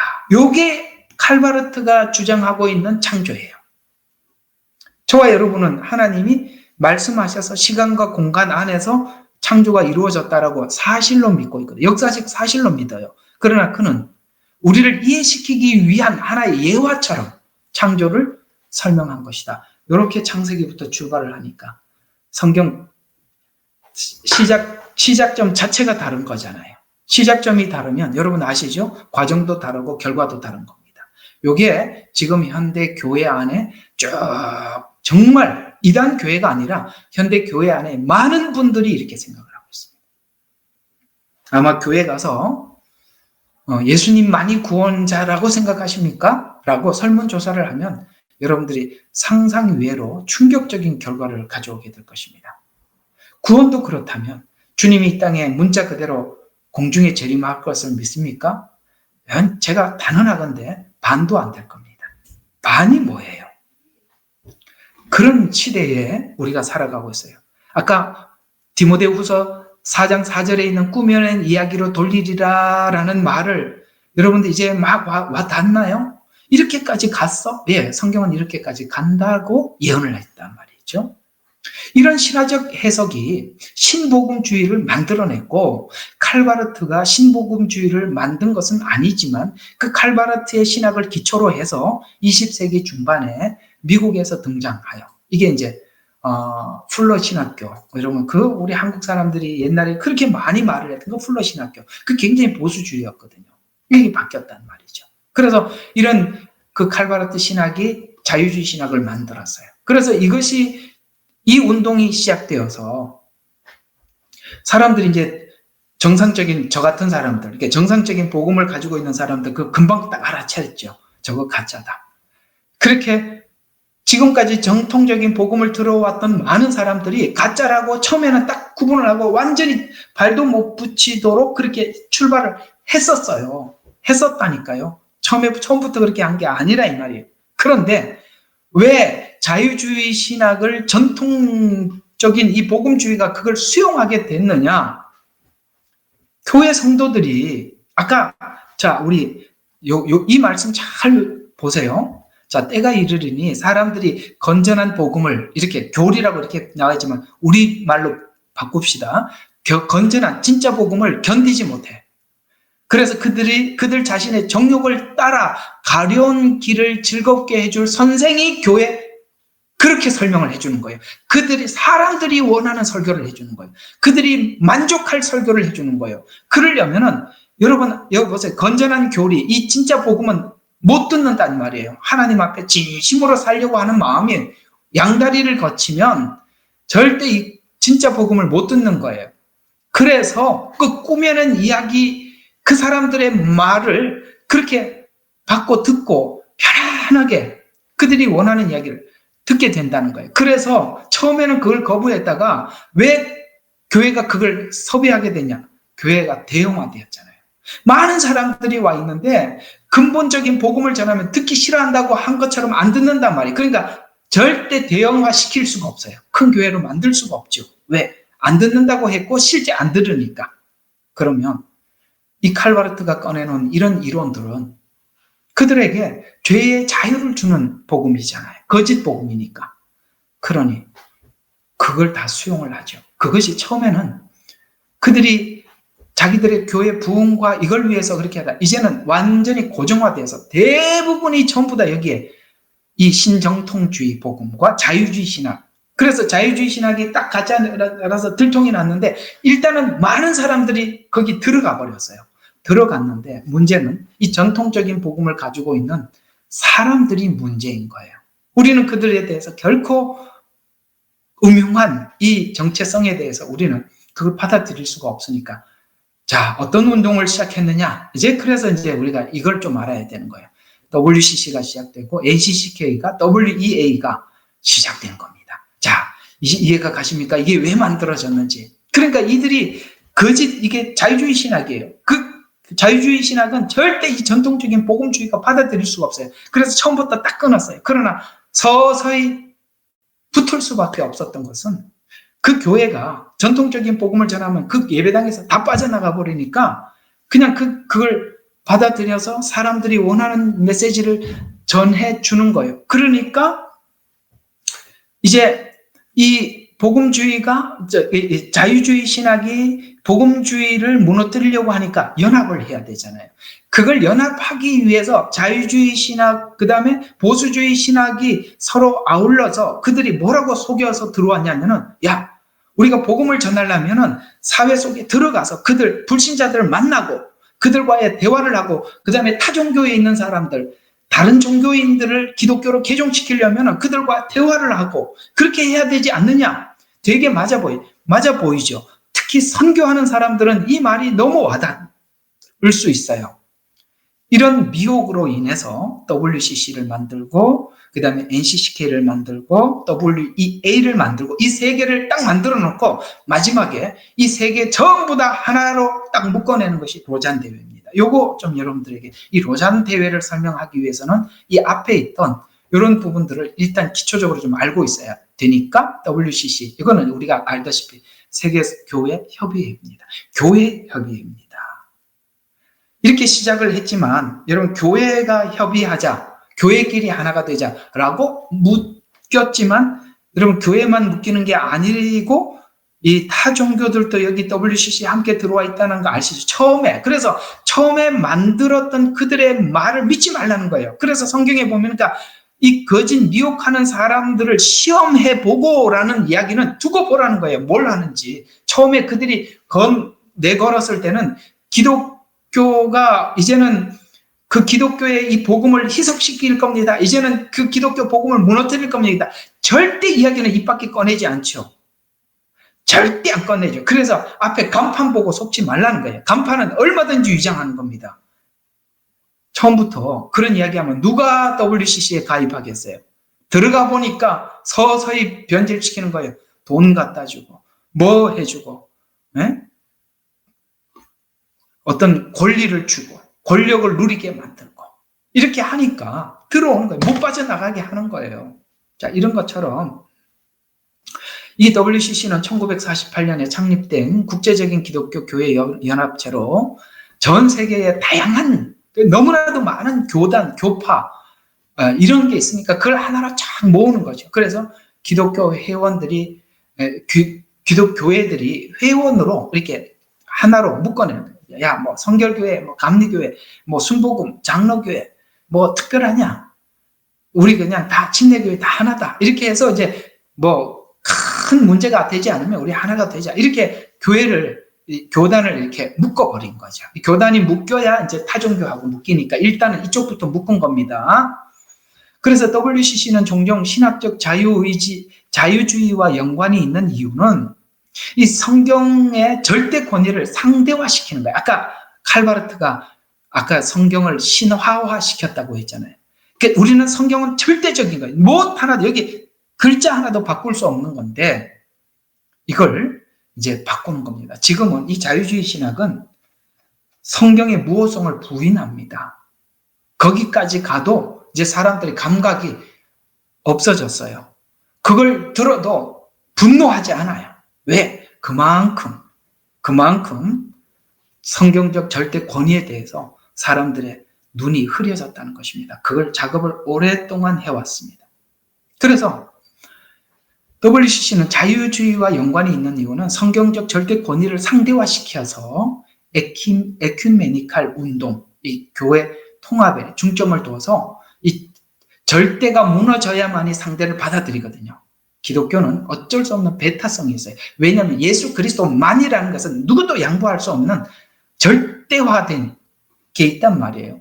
그리고 성경은 전부 다 예수 그리스도만이 구원이라고 계속 그걸 증명하는 데 불과한 거예요. 그러니까 예수님을 무엇과도 바꿀 수도 없고 양보할 수 없는 거예요. 그걸 양보시키기 위해서 그 절대 권위를 무너뜨려야 돼요. 그러려면 창세기부터 상징적 이야기, 이게 실제가 아니다. 이렇게 아시겠어요? 어떻게 무너져 왔는지. 우리가 조금 틈을 줘서 그 전체가 무너진 겁니다. 그래서 전통적인 복음주의 입장에서 보면 WCC는 진정한 복음의 메시지를 희석시키고 다른 종교들과 대화를 받아들임으로써 자유주의 신학과 자연스럽게 섞이게 되고 수용하게 되고, 그래서 이 절대 진리가 무너지게 만드는, 이해가 가죠? 수용도 하고 우리가 가지고 있는 복음도 내려놓게 만들고. 그 다음에 NCCK는 한국 기독교 협의회인데, NCCK는 한국 개신교 교회들이 연합하여 설립된 협의체로 다양한 사회적, 윤리적 문제에 대해서 공동의 입장을 표명하고 활동을 시작했는데, NCCK도 WCC와 유사하게 신학적 자유주의를 수용하고 사회 참여, 그 다음에 타종교와의 대화를 적극적으로 이렇게 활동을 해서 타종교와 자유주의 신학도 받아들이고, 원래 자유주의 신학은 타종교를 받아들이기 위해서 만든 신학이에요. 아시겠어요? 타종교를 받아들이게 하기 위해서 이 기독교인들의 절대적 신앙을 무너뜨리기 위해서 들어온 게 자유주의 신학. 그게 무너졌으니까 타종교와 대화를 시작하자라는 것에 대해서 적극적으로 나서게 되죠. 그래서 NCCK가 진정한 복음의 본질을 약화시키고 자유주의 신학을 통해서 교회의 정체성을 혼란스럽게 했다고 비판을 합니다. 자, 이 WCC와 NCCK는 조금 자유스러운 사람들은 쉽게 받아들였는데, 문제는 이 복음주의를 가지고 있었던 사람들입니다. 이 복음주의. 그래서 요 NCCK와 WCC는 복음주의, 보수적인 복음주의 신학적 노선을 가지고 있었던 보수 신학 교회들은 이걸 받아들이지 않았거든요. 이 사람들도 해결하는 방식으로, 이 사람들도 해결해야 될 거 아니에요. 이걸 해결하는 방식으로 했던 것이 뭐냐면은 바로 1946년에 WEA라는 단체가 등장한 것입니다. 이 WEA는 세계 복음주의 연맹이다라는 이름인데요. 이것은 복음주의 기독교 단체로 전 세계 복음주의자들을 연합시켜서 자유주의 신학과 연관을 맺게 합니다. 그래서 이들이 복음주의를 지향하고 있다라고 말은 하고 있지만 WEA가 WCC와 협력하여 속임수를 쓴다고 이해를 하면 됩니다. 이해가 가시죠? 그래서 이 앞에 이렇게 함께 묶이지 않았던 NCCK와 WCC에서 CC에서 묶이지 않았던 보수주의자들을 WEA라는, 그래서 말은 또 기가 막히죠. 세계 복음주의, 얼마나 멋져요. 내가 그랬잖아요. 이름 타이틀을 보고 속지 말라고. 그런 것처럼 이 WEA가 이걸로 인해서 이 보수 신학자들이 여기에 또 무너지게 된 것입니다. 그래서 결국에는 이 세 개가 아까 이제 WCC, NCCK, 그 다음에 WEA가 세계 만방에 이 자유주의 신학자들과 자유주의 신학과 연맹했다라는 소문이 들리자 이걸 전부 다 한꺼번에 끌어모아서 완전히 또 다른 이름으로 딱 등장한 게 로잔 대회입니다. 참 안타까운 것은 이 로잔 대회가 우리가 9월 22일부터 일주일간 송도, 인천 이쪽에서 열린다고 하더라고요. 뭐 선교단체들은 또 이거 준비한다고 아주 바빠요. 선교단체들은. 이 로잔 대회는 뭐냐? 앞에 에큐메니칼 운동이 거짓으로 드러나자 이름을 바꿔서 통합시킨 죠. 이것은 1974년, 보세요. 연도가 많이 다르죠. WEA는 1846년. 그 다음에 WCC는 1948년. 로잔 대회는요, 훨씬 뒤에. 이건 뭘 이야기하는 거예요? 이 모든 것을, 이게 이제 지금까지 계속 비판을 받고 사람들에게 이렇게 비판을 받자, 이게 이제 세 단체가 한꺼번에 끌어들여서 만든 게 로잔 운동이라면은, 이거는 더 사악한 거죠. 위장시킨 겁니다. 그래서 앞에 에큐메니칼 운동이 거짓으로 드러나지 이름을 바꿔서 1974년에 스위스 로잔에서 열린 세계 복음화 대회로 시작으로 로잔 운동은 세계 복음화를 목표로 하는 국제적인 복음 단체로 이제 그런 이름으로 등장을 합니다. 이렇게 되면 사회 참여해라 이렇게 한다면 여러분 우리 교회가 모두가 선교에 대해서 부담을 가지고 있어요. 그 선교의 부담을 가지고 있는 선교단체나 이 교회들이 이런 말 앞에 다 무너질 수밖에 없어요. 선교하러 가겠다는데. 근데 이것이 얼마나 사악하고 악한지를 제가 오늘 이렇게 좀 찾다가 보니까 자료가 하나 좋은 게 있어서 여러분들에게 그대로 한번 읽어드리겠습니다. 어떤 그러니까 광나루 신학교 같아요. 이게 이제 여기가 굉장히 보수주의를 지키기 위해서 애쓰는 신학교라고 이렇게 소개가 되어 있더라고요. 거기서 이번에 있는 이 로잔 대회에 대해서 크리스천 타임즈에 이 운동에 대해서 성명서를 발표했어요. 근데 제가 이렇게 설명했던 이 모든 내용들을 이 광나루 신학교, 그러니까 광신총동문회 성명서를 보면 이들이 올린 이 성명서를 보면 이게 뭐가 문제인지 그대로 반영을 하고 있어요. 그러니까 이걸 여러분들한테 읽어드리면 로잔 대회가 이런 거구나. 이 사람들은 이거에 대해서 이렇게 성명서를 발표했구나. 이 성명서를 딱 보면 여러분들이 이게 로잔 대회가 어떤 건지 금방 알 수가 있어요. 한번 그대로 복사를 해서 한번 읽어드리도록 하겠습니다. 잘 정리를 했더라고요. 자, 이렇게 성명서를 발표했어요. 자, 2024년 4차 로잔 대회 개최에 대해서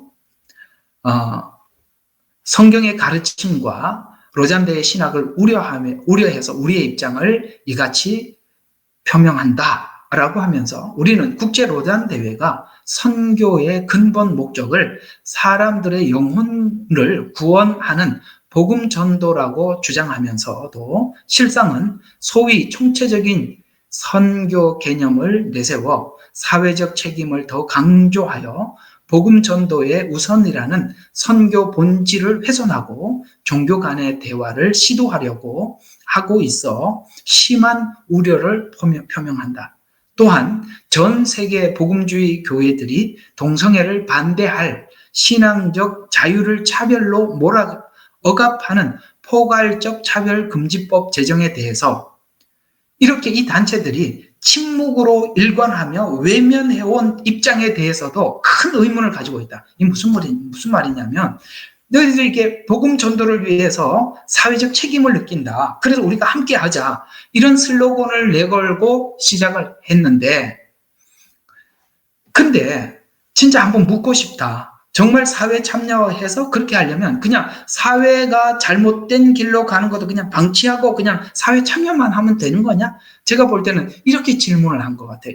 그렇다면 너희들이 이 복음을 가지고 들어가서 그 세상에 복음을 전하려면은 일단은 이 복음을 전하지 못하도록 방해하고 있는 우리 차별금지법에 대해서 너희들이 이 큰 단체가 입장 표명을 하고 이거는 복음과 맞지 않으니까 그걸 해야 되는데 나는 정말 여기에 대해서 한 번도 입장 표명을 안 한 거에 대해서 난 정말 큰 의문을 가지고 있다라고 하면서 자, 우리는 국제로잔이 당초 설립자인 복음주의 신학에서 크게 벗어나고 있는 이유는 원래는 처음에 복음주의 신학 안에서 하겠다는 절대 믿지 마세요. 국회의원들이 앞에 서서 뭐 국회의원 되면 다 거짓말이에요. 아시잖아요.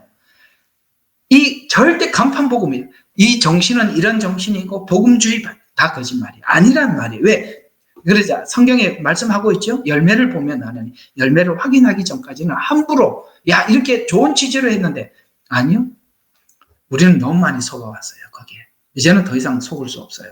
그래서 복음주의 신학에서 크게 벗어나고 있는 이유는 국제 로잔이 성경 전체가 하나님의 말씀으로 정확무오하다는 복음적인 확고한 성경관을 채택하는 것이 아니라 무섭지요.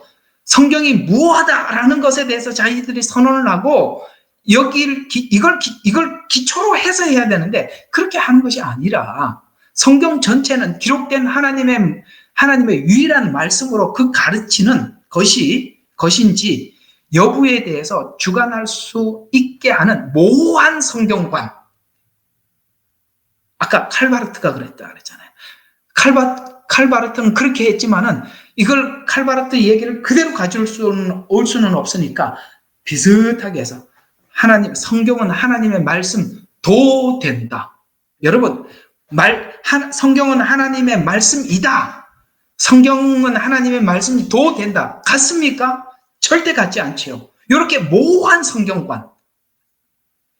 이게 자유주의 신학자들이 하고 있는 이야기인데 모호한 성경관으로 복음주의자들을 자처하지만 실제로는 성경의 무호성을 믿지 않는 자유주의 신학을 따르는 자들이 대거 합류할 수 없게 한 데서 비롯된다고 판단한다. 자유주의 신학자들이 여기 많이 들어와 있지 않냐. 그들의 거짓 신앙을 받아들이는 이유가 뭐냐. 그래서 그들이 이야기하고 그걸 받아들이려고 하다 보니까 절대 복음으로는 못 받아들이니까 너희들도 모호한 성경관을 가지고 있는 거 아니냐. 이런 질문이에요. 맞잖아요. 왜 명확하게 표현하지 않습니까? 타종교 눈치 보느라고. 부흥 때문에 그러는 거예요. 교회 부흥시키려고. 그래서 부흥신학에 빠지면 분명히 이 길로 가게 돼 있는데 갔다고요. 그래서 이에 한국교회에서 2024년 4차 로잔대회가 개최하는 것과 관련해서 우리의 입장은 다음과 같이 표명한다라고 하고 이렇게 4가지를 표명을 했어요. 자, 하나하나 봅시다. 첫째, 그러니까 하나, 우리는 로잔대회 선교 신학이 복음 전도를 통한 영혼 구원이라는 선교의 본질에서 벗어나 사회 윤리 운동으로 변질되었다는 점을 우려하며 여러분 복음이 윤리가 돼버렸다는 거예요. 국제 로잔은 성경적인 선교인 복음 전도의 우선성을 회복할 것을 촉구한다. 여러분 우리가 복음이 윤리입니까? 도덕입니까? 아니죠. 윤리와 도덕을 훨씬 상회하는 자발적인 도덕성. 윤리는 그건 우리가 복음을 지킬 때 저 밑에서 나타나는 열매에 불과한 거지 윤리와 도덕이 아니지 않습니까? 이 복음을 윤리와 도덕이라는 것으로 바꿔버렸다는 위험한 겁니다. 세상 사람들은 이 정도로 생각하고 있죠. 두 번째, 자 하나, 로잔 대회는 현재 모호한 성경관, 아까 말씀드린 거, 진술이 실제로는 반복음주의적인 자유주의자들의 합류할 통로가 되는 것이므로 이해가 가죠? 그들이 들어올 수 있는 통로가 되는 것이므로 성경관 진술을 전통적인 우리가 원래 성경관이 완전 무호성 진술인 모든 성경은 하나님의 말씀으로 정확무호하다라고 선포를 하고 그 기준 아래에서 이 로잔 대회를 진행하라는 거예요. 수정해라. 이를 성교 신학의 기초로 삼을 것을 촉구한다. 또 하나, 로잔 대회는 그리스도의 구원의 유일성을 확인하고 타 종교를 무분별하게 용납하거나 타 종교인에 대해서 성경적인 전도를 하는 것을 억압하는 잘못된 입장을 즉각 중단할 것을 촉구한다. 타 종교를 무분별하게 받아들이지 말라는 것이죠. 그렇게 되면 이제 종교다원주의로 자연스럽게 가는 거니까. 또 하나, 우리는 로잔 대회가 동성애와 성전환을 정당화하고 이를 반대하는 것을 법으로 금지시키며 복음주의의 교회를 억압하고 있는, 지금 우리 동성애가 죄입니다 이렇게 말할 수밖에 없잖아요. 이 차별금지법, 동성애와 차별금지법 제정에 대해서 침묵하고 있는 것에 대해 심각한 우려를 표명한다.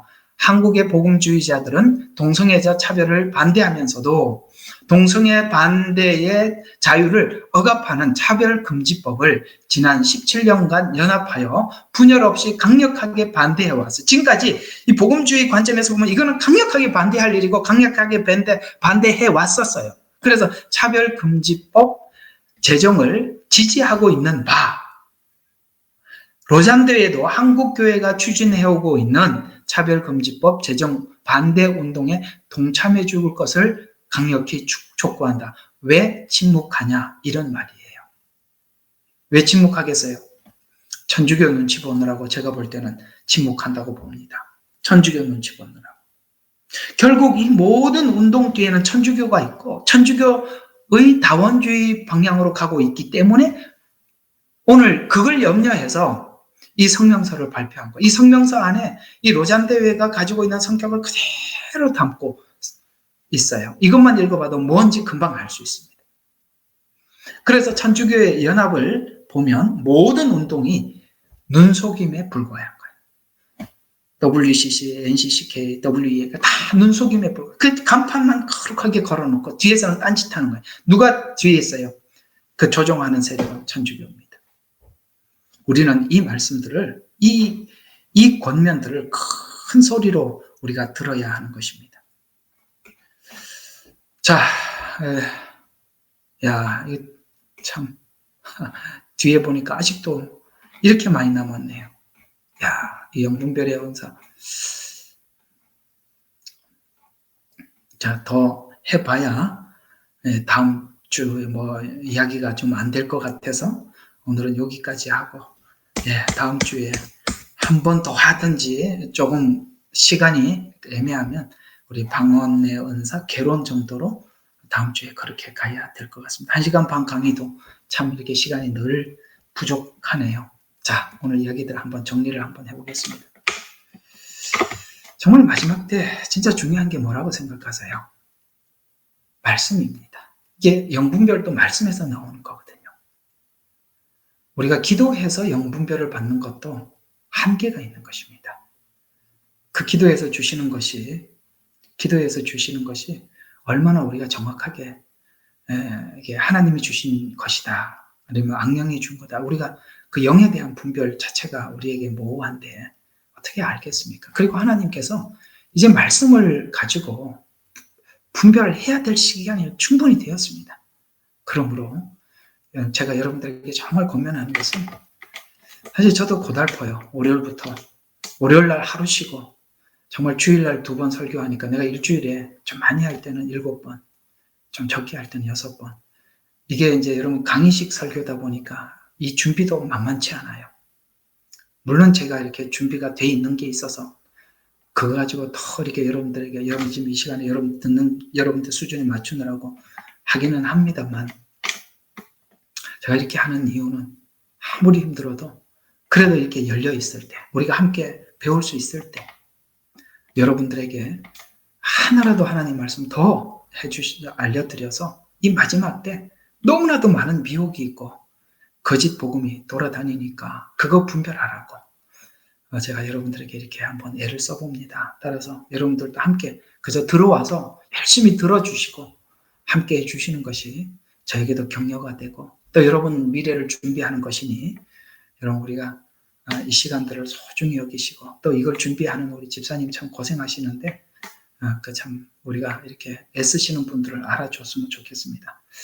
마지막으로 좀 들어가기 전에 여러분들에게 이렇게 질문하시는 분 중에 한 분이 이런 말씀을 좀 하시네요. 이게 말씀 듣는데 이렇게 광고 때문에 좀 그렇다라고 말씀을 하시는데 제가 한번 예레미야 눈물방에다가 글을 올렸나요? 요즘은 여러분 그걸 좀 아셔야 됩니다. 여러분 이렇게 생각하고 계시는 분들이 있는 것 같아요. 이렇게 설교 올릴 때 광고 거부, 광고 안함 이렇게 올리면 광고를 안 할 텐데 그거를 왜 안 하고 이게 저게 광고 해서 좀 수입을 얻으려고 그걸 그렇게 누르지 않고 계속 우리한테 광고 듣게 하시나? 그리고 왜 광고가 이렇게 많아지나?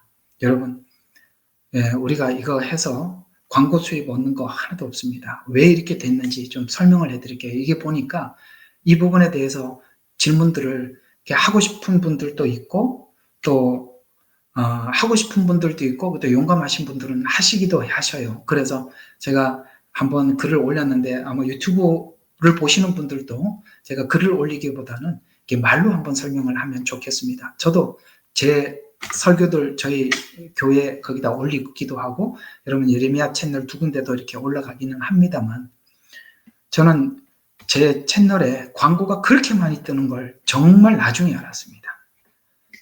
그게 왜 그런가 하고 저도 놀라서 이 분야에 하시는 분들한테 막 물어보기 시작했어요. 왜 나한테 물어보지도 않고 이 구글에서 이렇게 광고를 올리냐라고 물어봤더니 구글에서 이 정책이 바뀌어서 옛날에는 묻고 확인받고 그다음에 거기에서 이제 광고비를 주고 이렇게 하고 했답니다. 그런데 이 정책이 바뀌는 바람에 무조건 이렇게 광고를 올려요. 그러니까 저도 모르는 사이에 올라갔던 거죠. 그걸 좀 제가 이제 빨리 들어가서 어디 가서 설정을 해서 광고를 올리지 못하도록 그렇게 설정을 하려고 그랬더니 이거는 제가 할 수 있는 게 아니라 구글에서 일방적으로 하는 거기 때문에 연락을 해도 소용이 없고 아무 소용이 없답니다. 그래서 제가 막 안에 들어가서 설정도 찾아보고 애를 많이 썼는데 아무 소용 없다는 걸 알고 그냥 내려놨습니다. 또 하나, 왜 광고가 그렇게 많나? 여러분들이 너무 성실하게 들어주고 좋아요도 많이 누르고 댓글을 많이 달아서 그래서 광고가 많아진 거랍니다. 저희 채널은 우수 채널이래요. 왜 우수 채널이냐면은 워낙 어떤 게 우수 채널이 되는 거냐면은 처음부터 끝까지 계속 하나도 안 빼듣고 듣는 채널이 최우수 채널이랍니다. 보통 보면은 사람들이 이렇게 보다가 건너가고 이렇게 하잖아요. 우리는 이제 설교를 듣다가 보니까 안 놓치려고 착실하게 듣는 거예요. 그래서 시간을 보면 한 사람이 2번, 3번씩 듣기도 하고 이거는 최고 채널이에요. 그래서 계속 광고를 올립니다. 근데 그걸 광고를 제재할 길이 없어요. 그래서 그러니 또 우리 지금 오늘 이게 트러스트 오브 제네리아 이 방은 제가 우리 집사님한테 듣기로는 경고를 먹어서 이 방은 그게 없대요. 이 방은 저기 그 광고가 없대요. 근데 예레미야 눈물이라고 한글방이나 저희 교회에서 올리는 이 방은 광고가 그래서 들어가는 겁니다. 전들 여러분들이 설교 듣는데 광고가 얼마나 방해되는지 왜 모르겠어요. 그거 왜 없애고 싶지 않겠어요? 그거 무슨 돈이 된다고 그거 하겠습니까? 그런데 이게 구글에서 그렇게 일방적으로 하니까 방법이 없었어요. 그렇게 아시고. 또 하나 제가 조금 긍정적인 이야기를 해드리면 여러분들이 광고를 잘 들어주면 이 사람들이 자기들 광고 때문에 많이 퍼날라준답니다. 여기저기 이거 좀 들어봐라. 이 사람도 많이 듣는다. 그래서 그게 또 하나 여러분들이 전도하는 역할이 된다라고 생각을 하시고 여러분 그거 사정이 말할 수 없는 사정이 있어서 그런 거니까 또 이렇게 한번 밝혀야 오해가 없을 것 같아서 오늘 알려드립니다. 그러니 그냥 좀 전도한다 생각하시고 광고 들어주시면 자기들로는 야, 이 광고를 또 다른 데 사람들한테 보내줘야지 하고 그래서 막 퍼뜨리면 여러분들이 현장에 가서 전도를 안 해도 전도하게 됩니다. 다른 사람들이 막 퍼날라 주니까. 그래가지고 저희 교회도 몇 분 오셨잖아요. 이거 듣다가 이게 알고리즘에 떠서 이 교회가 가보자 이래갖고 등록하신 분도 계세요. 그러니까 여러분들 있잖아요. 이게 잘 들어주시면 도리어 여러분들이 전도하는데 한 부분을 감당하는 것이다라고 생각하면 되겠습니다. 이해가 가셨죠? 불편하실 겁니다. 그래도 좀 어떻게 방법이 없어서 그런 거니까 그렇게 이해해 주시면 감사하겠습니다. 자, 오늘 사실 이 영분별의 은사 다 마치려고 했는데 좀 하다 보니까 또 밀렸어요. 이게 할 얘기가 좀 많아서 그렇다 보니까 그렇습니다. 어쨌든 다음 주에 한 번 더 여러분들과 함께 나누기로 하고 기도하고 마치겠습니다. 사랑이 많으시고 자비로우신 아버지 하나님 은혜를 감사합니다. 우리가 이 마지막 때를 생각해 보니 아득하기도 합니다. 너무나도 많은 거짓 복음, 사람들이 귀에 듣기 좋아하는 이 거짓 복음들을 아버지 하나님 쭉 세상 가운데 이렇게 퍼뜨려 놓고, 또 이단들은 너무나도 많은 거짓 교리들을 또 퍼뜨려 놓고, 사단은 이 거짓 교리를 너무나도 교묘하게 준비해서 사람들의 그 불안한 마음을 틈타고 들어와서 그 영혼을 빼앗아가기도 하고, 이런 것을 바라볼 때, 또 거기에 뺏긴 많은 사람들을 생각해 볼 때 너무나도 가슴이 아프고 혹 나도 그러지 않을까라는 두려움이 우리 마음속에 있습니다. 그러나 처음 이 고린도전서에서 말한 것처럼 우리 하나님께서 너희가 지식에 부요해져서 이 분별을 할 줄 알 뿐만 아니라 하나님께서 끝까지 지켜주시기 위해서 종들을 보내주시고, 우리가 아버지 하나님이 온전한 복음이 전해지고 있는 이곳에 나를 지키기 위해서 하나님께서 이렇게 만남도 허락해 주셨으니 아버지 하나님께 감사하게 해주시고, 우리가 이 만남을 소중히 여겨 서로를 존중하고 귀히 여기는 아름다운 우리 예레미야 눈물이 되게 해주시고, 또 유튜브에 이렇게 말씀을 듣는 심령들에게도 하나님께서 은혜를 주실 줄로 믿습니다. 우리가 매일 저녁마다 이렇게 나누는 이 말씀이 풍성해지고 거짓을 분별할 줄 아는 영안이 열리게 축복하여 주옵소서. 감사드리옵고 예수님 이름으로 기도합니다. 아멘.